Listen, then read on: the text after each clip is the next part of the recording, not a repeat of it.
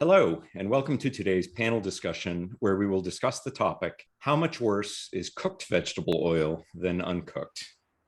I'm your moderator, Tucker Goodrich. I am a technology executive in the financial industry who designs, runs, and debugs complex systems in high-risk environments. My areas of expertise include risk management, systems management, and cybersecurity. After experiencing some personal health crises and realizing that the solutions offered by medical professionals weren't working or addressing causation, I started applying the same approach in research and evaluation of data to my own health issues in order to determine root causes. My interests have focused on dietary and environmental drivers of chronic disease, including carbohydrate, wheat, and various classes of fats. Now, I'd like to introduce our panelists for the session, who also have their presentations today during the Future of Fat Summit. Our first panelist is Dr. James DiNicolantonio. Dr. Nicolantonio is a doctor of pharmacy and a cardiovascular research scientist, a well-respected and internationally known scientist and an expert on health and nutrition. He has contributed extensively to health policy and has testified in front of the Canadian Senate regarding the harms of added sugars. He serves as the associate editor of the British medical journal's Open Heart, a journal published in partnership with the British Cardiovascular Society, and is on the editorial advisory boards of several other medical journals. Dr. Nicolantonio is the author or co-author of over 250 publications in the medical literature.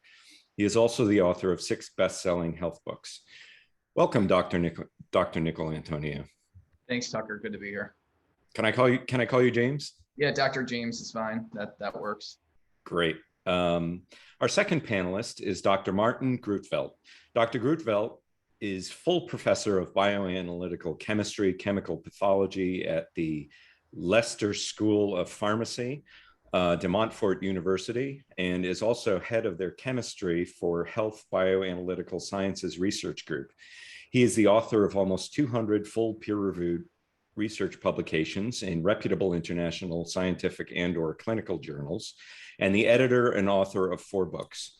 Professor Grootveld was also the very first researcher to apply non-stationary low-field benchtop nuclear magnetic resonance NMR facilities to the multi-component analysis of biological fluids and thermally stressed cooking oils.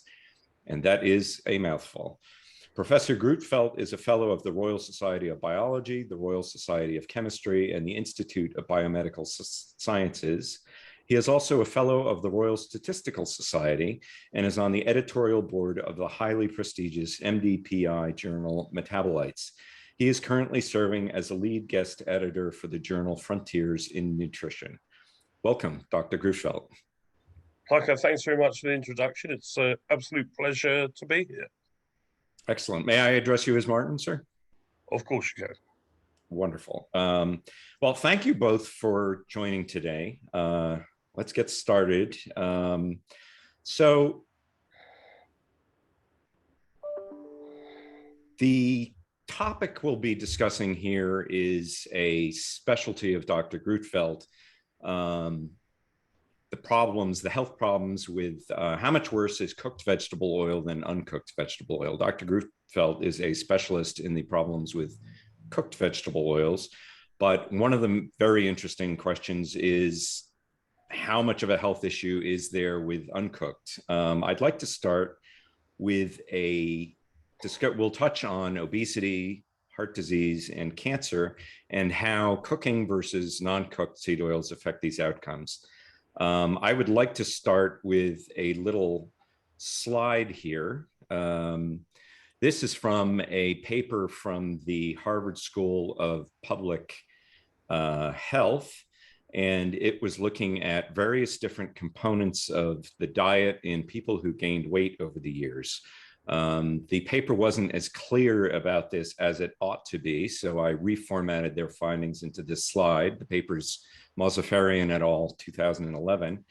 And what it shows is a clear difference in potatoes, boiled, baked, or mashed, which are mildly obesogenic, and then potatoes cooked in seed oils, that would be French fried or potato chips, which according to their results were highly obesogenic.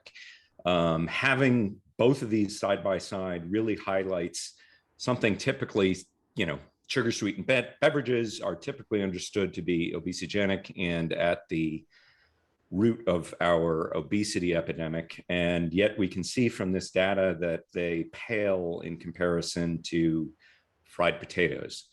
So to introduce this topic a little bit, I'd like to start with a quote from Dr. Grootveld from an excellent paper he wrote recently. Quote, unless they have been exposed to such frying practices or alternatively stored for prolonged periods of time at ambient temperature and or exposed to light, we agree that PUFA-rich vegetable seed oils offer little or no threats to human health. Indeed, they contain essential fatty acids such as linoleic and alpha-linolenic acids. Now, Dr. Grootveld, the obvious follow-up to your statement above is what percentage of fats that people consume do not meet your criteria? That is, they are not heated, they are not stored too long, or they are not exposed to light for, I presume, an extended period of time prior to being used as a food item or in a food item?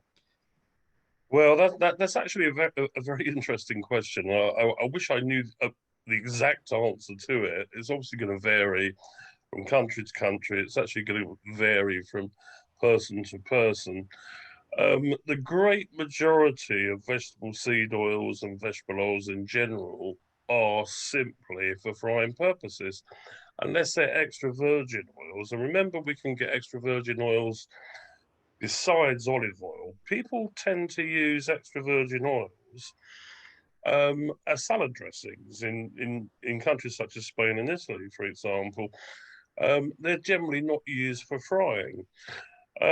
So basically, my guesstimate is that I think it would have to be at least 90%, or say at least 80%, of all commercially available vegetable oils are actually used for frying purposes or alternative cooking purposes at high temperature. Okay, so it's probably, and then we get into the issue where people buy vegetable oils at the supermarket and it's packaged in a clear bottle. So it's going to be exposed to light and susceptible to oxidation through that avenue. And then they stick it, as most of us do, in a unrefrigerated part of the kitchen, and it sits there for the next year or two until they finally get through the rest of the... Yeah, if it'll be exposed to sunlight, it's going to catalyze the oxidation process, which leads to lipid oxidation products, which have a lot of adverse health problems. But the amount you would generate through storage at room temperature, or the amount of these toxins, which are actually generated at room temperature, they're still very, very small compared to what we actually get when the material is used for high temperature frying episode. And lots of restaurants or lots of caterers and possibly lots of people at home as well will use and reuse these oils, and it perpetuates the process. Right. Well, and we'll get into that, the joys of reused oils, as we go through this conversation. James, what are your initial thoughts on cooked versus uncooked vegetable oils? Yeah, I think actually a lot of the vegetable oil companies will actually use uncooked vegetable oil studies to actually say, oh, look, vegetable oils didn't cause any harms on, lipids or oxidation markers over, 2 to 4 weeks. And so basically, I think it's true that an unoxidized, uncooked vegetable oil is probably not going to go show harms in the short term. And I think a lot of the papers that kind of tout that, seed oils aren't harmful use uncooked vegetable oils, but we don't really use them that way. We typically, like Dr. Grootveld said, cook the majority of the time with those oils. And that's why you can see harms in those studies fairly quickly if they actually utilize cooked vegetable oils. Now, that's not to say that no harm would come from consuming uncooked vegetable oils, because number one, it depends on the oil, how many like antioxidants or polyphenols are contained in the oil, vitamin E, for example.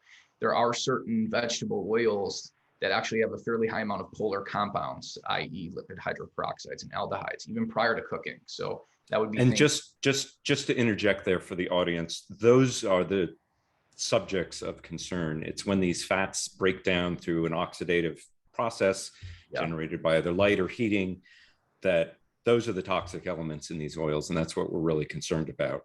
Yeah, I mean, those are the really truly toxic compounds. Now, if you have like baseline inflammation and you have an upregulation of cyclooxygenase and lipoxygenase, and now you have cell membranes that are saturated with a lot of omega-6 and little omega-3, your body itself is sort of like the reactor to the now large amounts of, let's say, uncooked seed oils. So that therein lies the problem too, is the patient population consuming the oil as well.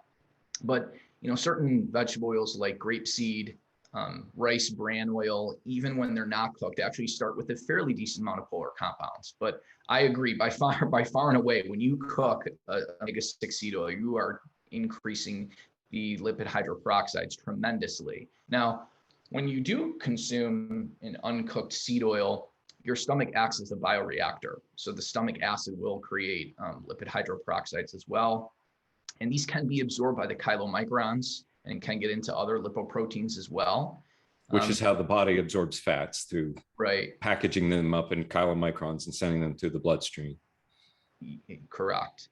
So I think it's not that there's no harm in consuming uncooked seed oils. It would just take a much longer time to show the harm. Right. And of course, I'm sure there's huge confounding between the two, because how many people would eat fried oils and not eat unfried oils? And it's, looking at epidemiology, probably extremely difficult to tease those two factors apart. Precisely. And I mean, in speaking of epidemiology, the reason why a lot of those epidemiologic studies typically show, let's say, if you look at blood linoleic acid levels, the lower the level of omega-6, the worse the outcome. That's because typically oxidative stress in the body will reduce blood levels of linoleic acid. But if you look at actual adipose tissue levels of linoleic acid, that typically tracks better with cardiovascular disease, because that tracks better with actual intake and is not really affected by oxidative stress status. And then, like you said, from everybody's consuming these seed oils. So when you do epidemiological studies, they never tease out, is the omega-6 coming from a cooked seed oil, an uncooked seed oil? Is it coming from, just pure diet? If they were to do a study like that, I guarantee you the countries that consumed a lot of omega-6 seed oils would have a much higher risk of cardiovascular disease, dementia, cancer, compared to those who don't. That's exactly what I've suggested. That lots of these epidemiological studies, they don't even tell us exactly what fatty acids people are consuming. They just group them together, such as polyunsaturates, monounsaturates, and saturated fatty acids. And they definitely do not specify whether people are consuming these oils in a fried form or a cooked form, or whether they're consuming them neat. I think we can basically assume that if it's an extra virgin oil, and you live in the Mediterranean region, you're not likely to use it for cooking purposes, but obviously some people do, so there we are. And we really need a big epidemiological study to actually investigate, out of the different fatty acids. And remember, we have some saturated fatty acids, which, although for a long time saturated fats have had some very, very bad press, there are some saturated fatty acids, especially the medium chain ones, which are actually pro-healthy and heart-friendly. For example, many of the ones in coconut oil are actually medium chain saturated fatty acids, and they have anti-inflammatory properties. If I could interrupt, that was my next question to you. Can you get into, you've done a great deal of research looking at what happens to fats when they're cooked. So we have the three main classes of fats: saturated, monounsaturated, and polyunsaturated. How do they perform differently when they're cooked and cooked repeatedly? And can you describe a little bit of your research so that people can better understand the health implications of cooking with different types of fats? Yeah, okay, well, just to put the fatty acids into three different classes, I'll just start with saturated, move on to monounsaturated, and then polyunsaturated. There are structural units in these fatty acids called carbon-carbon double bonds. And a saturated fatty acid doesn't have any of these carbon-carbon double bonds. A monounsaturated fatty acid only has a single carbon-carbon double bond unit, whereas a polyunsaturated has more than one carbon-carbon double bond unit. And as we go from saturated fatty acids through monounsaturated fatty acids onto polyunsaturated fatty acids, it's the polyunsaturated fatty acids which are most susceptible to oxidation because they do have those carbon-carbon double bond units.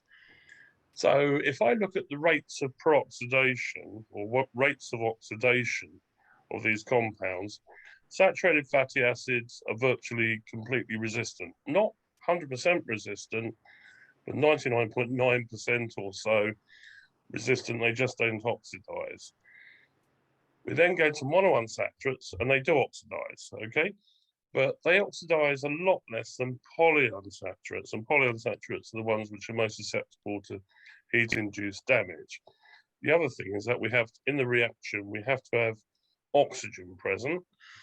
If we don't have oxygen, if we limit oxygen supply, we don't actually get much in the way of peroxidation products. So oxygen's an essential requirement. So it's all down to the exposure of the oil to oxygen too.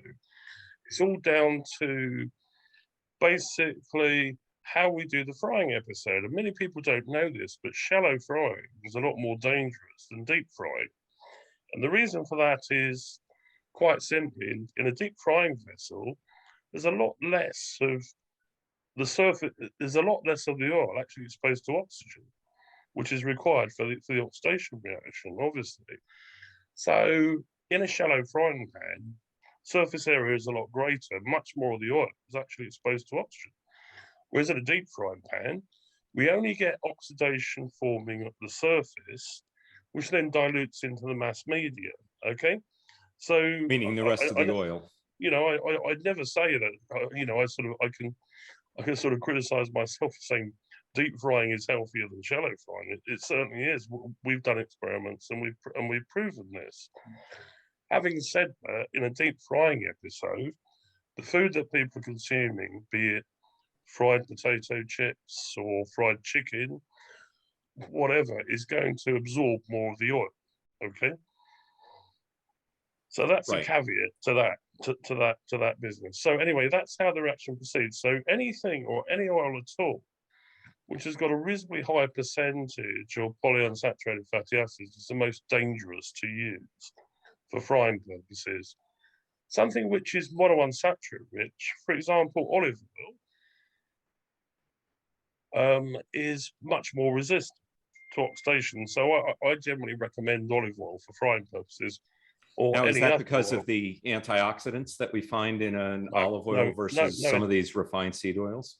It's not because of the antioxidants, because the antioxidants, or many of them, are actually destroyed during the high temperature frying process, okay? Or they actually are volatilized because they have boiling points which are not too dissimilar from the frying temperature, okay? So it's actually because monounsaturates are more resistant to oxidation than polyunsaturates. Remember, in polyunsaturates, we have 2 or more carbon-carbon double bond units. And there's actually a function, it's actually known as an allylic function, CH2 methylene group, in between the double bonds in linoleic acid. Sorry to go into molecular terms here. I apologize. You look like a person who maybe didn't do chemistry at college, so sorry about that. I know enough to be dangerous, let's put it that way. Good. And basically, one of those hydrogen atoms is much more easily extracted during a thermal stressing period, as in a frying episode, than what it is in oleic acid, which only has 1 carbon-carbon double bond unit, whereas saturates don't have any of those units whatsoever. They are virtually completely resistant to oxidation. Okay. Right. So my hobbyist understanding is that a saturated fat is saturated with hydrogens. A monounsaturated fat is missing a hydrogen, and then a polyunsaturated fat is missing several hydrogens compared to a saturated fat. And each hydrogen that's missing makes the fat more susceptible to oxidative damage. Is Yeah, that a but fair statement? the hydrogens are not really missing. It's because one of the bonds being formed is Right. actually between carbons than forming another carbon hydrogen bond. Okay, is So that clear? James, yes, that's perfectly clear. So James, you've looked, I mean, without getting too much into the toxins that can be formed in these oils, because there are many of them and they have long and painful names often. You've looked extensively into what health effects these oxidized fats have. What do you think are the most important components of the most important effects, let's say, on our health that these are having? How would you rank them? Well, I think it's clear cardiovascular disease and cancer being, top two killers in the Western world, and those two absolutely being linked with these oxidized linoleic acid metabolites. So if you look at people with heart disease, they have low blood levels and low LDL levels of lipid hydroperoxides. But then when you look at people with cardiovascular disease, they have very high levels of these oxidized linoleic acid metabolites. And is there any way that they can get them other than by eating these fats? I mean, does the body produce this endogenously? Could you get like a... Yeah, I mean, so you can, if you have an increase, so linoleic acid can be oxidized enzymatically, non-enzymatically, even certain CYP enzymes can oxidize linoleic acid. So yes, it can be oxidized in the body, but you can also get a lot of oxidation through the absorption of those through cooking as well. So, Chris Ramsden did a nice study, and he looked at trying to lower these oxidized linoleic acid metabolites simply by decreasing the linoleic acid in the diet. And that's exactly what happened. There was a tremendous reduction in oxidized linoleic acid metabolites simply by reducing the consumption of linoleic acid in the diet. So we do know that the diet definitely contributes to this. Okay, can I just say also, Sure. we actually looked at this some time ago, and what we did was we looked at the molecules which generate from the fragmentation of oxidized fatty acids, and these are actually compounds known as aldehydes. And they have a long history of toxicology. They have an incredibly wide range of toxicological properties. And lots of people were looking at people's blood samples and urine samples at the time and measuring lipid oxidation products, which are exactly the same products which we form in a frying pan when we heat an oil containing large amounts of polyunsaturated fatty acids. And I was one of them as well, okay? And basically, once we did complete the work on the oxidation of fatty acids present in frying oils, particularly the polyunsaturated fatty acid rich ones, and we also completed work showing that the toxic compounds known as aldehydes were actually absorbed from the gut into the systemic circulation. And that was a JCI paper in 1998, I think. Okay, it's one of my best ones. 1998. So this is not new information. 1998, yeah, that's right.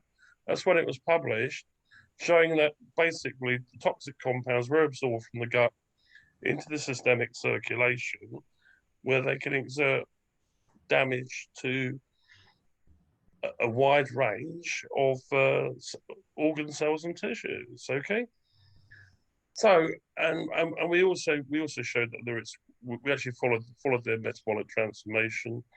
We actually found out what was coming out in the urine. Okay, and I think that experiment has been repeated a few times by other people who confirm our findings. That completely upset the whole field of free radicals research in the human body, because people were measuring these lipid oxidation products without considering that people were eating these things in their diet, and they were actually absorbed, so they went into the bloodstream. You, in one of your papers, made a comparison between cigarette smoking and French fried potatoes. Can you describe that finding?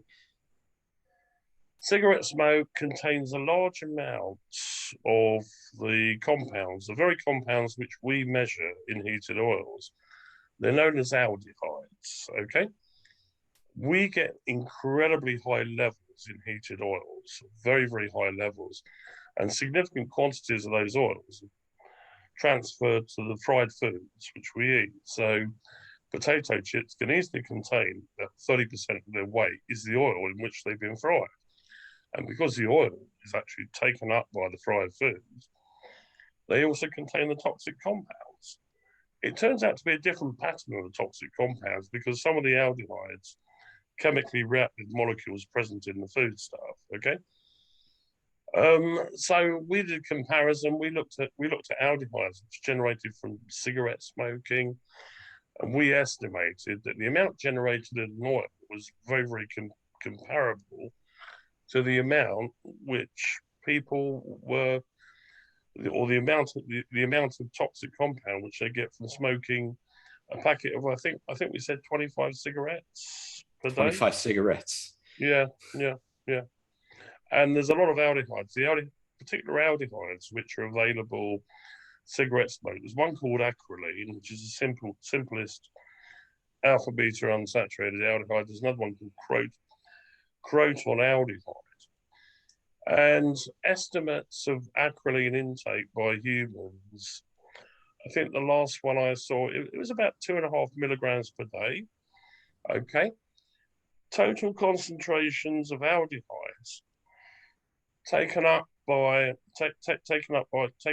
humans.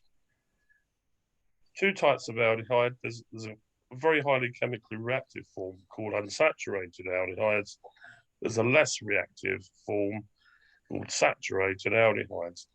Total aldehyde levels, there's actually 7 milligrams per kilogram per day in a typical human diet. And of that 7 milligrams per kilogram per day, 5 milligrams of it is the more dangerous unsaturated aldehydes. So this is a significant toxin load per day, is what you're saying. Yeah. James, I know you have a particular interest in the relationship between linoleic acid and these toxic aldehydes in cancer. Can you describe a little bit about what you've found, the relationship between these and cancer incidence in humans? Sure. I mean, well, I think first, in both cardiovascular disease and cancer, it's really the animal studies that really paved the way for the cancer promoting properties of omega-6 seed oils.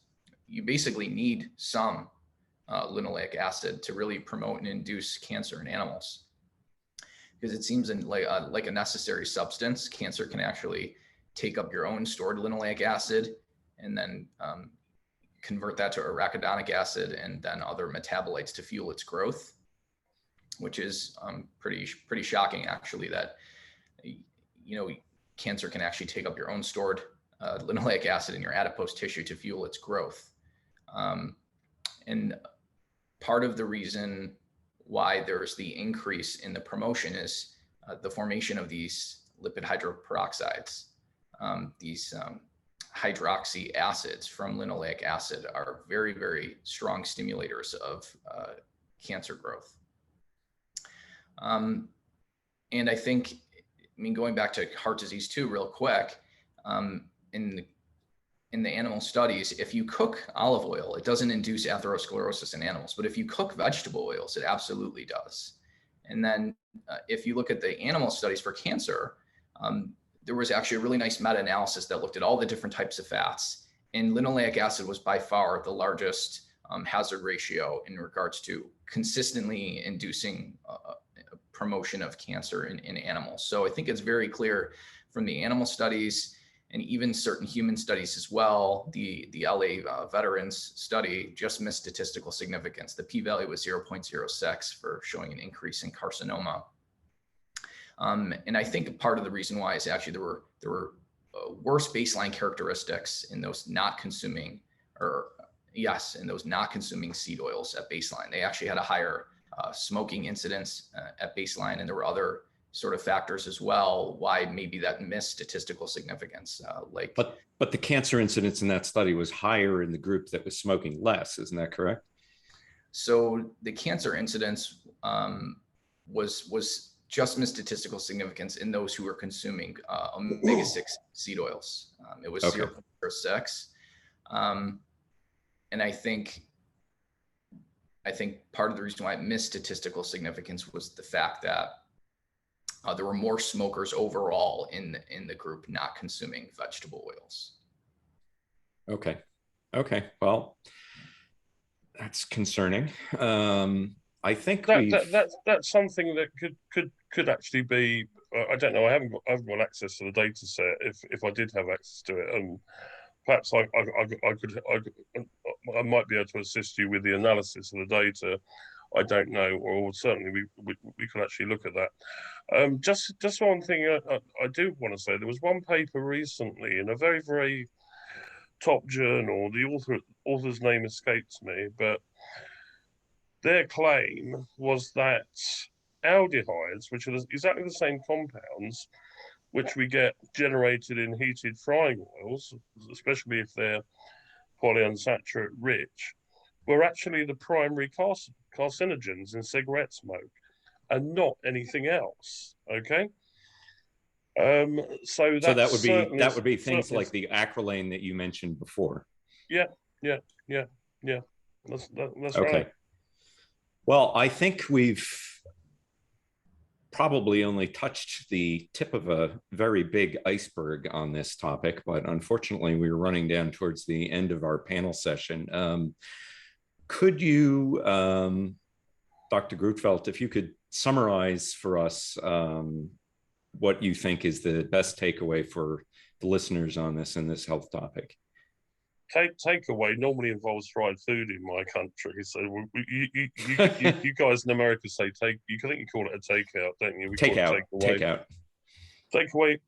Summary is basically if you're looking to develop a new frying oil, or you're going to use an oil for frying purposes, if you can't avoid fried food, and I know very many of us can't.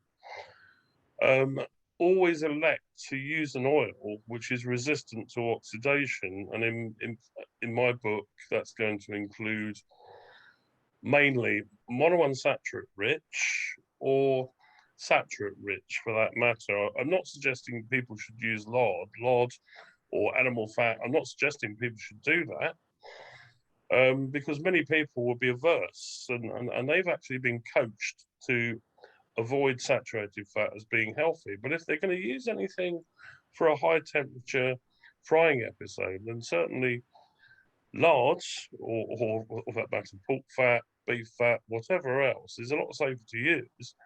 And coconut fat too, I believe. And coconut oil as well is one of those very, very few plant oils which has actually got 95% it's 90% saturated fatty acids. Always use one of those. So my compromise really is for people to use something which is high in monounsaturates, for example, olive oil, okay, rather than use an oil which is rich in polyunsaturates, which is dangerous. That's excellent. Thank you very much. Thank you. Dr. DiNicolantonio, I'll give you the last word. And well, yeah, I guess not to complete. Yeah, I guess to piggyback off that, since a lot of us consume packaged foods, would be to look for these omega-6 seed oils in the actual ingredients of packaged foods, because they're probably in 90% of the foods that a lot of people consume and don't even realize that they're in there. So looking for soybean oil, sunflower, safflower, cottonseed, and avoiding those packaged foods that contain omega-6 seed oils, I think will lead to significant health benefits. That's great. And we have a little image here. This is a meme that has been floating around the internet that I thought was pretty amusing. It's a picture of a fake cigarette called Acrylane Lights. And the tagline is that it is healthier than vegetable oils. So I think that's kind of a good exclamation mark to put on this conversation, just to put the whole thing into perspective.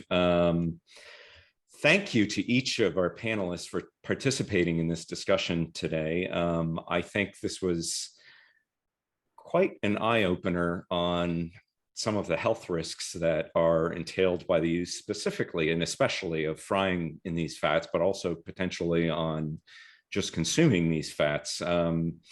To our audience, we hope that you took away as much as we did from this conversation. Don't forget to tune into the next upcoming presentation and the rest that are scheduled for the summit today. If you know someone who may want to join the summit, you can send them to futureoffat.org. That's futureoffat.org, where they can register for free entry. Be sure to follow along with the speakers on their social channels, which you can see on the screen. We hope you have a great rest of your day, and thank you for tuning in. Enjoy the remainder of the Future of Fat Summit, and thank you again, gentlemen. Thanks, Tucker. Just to say thank you for inviting me. It's been a pleasure.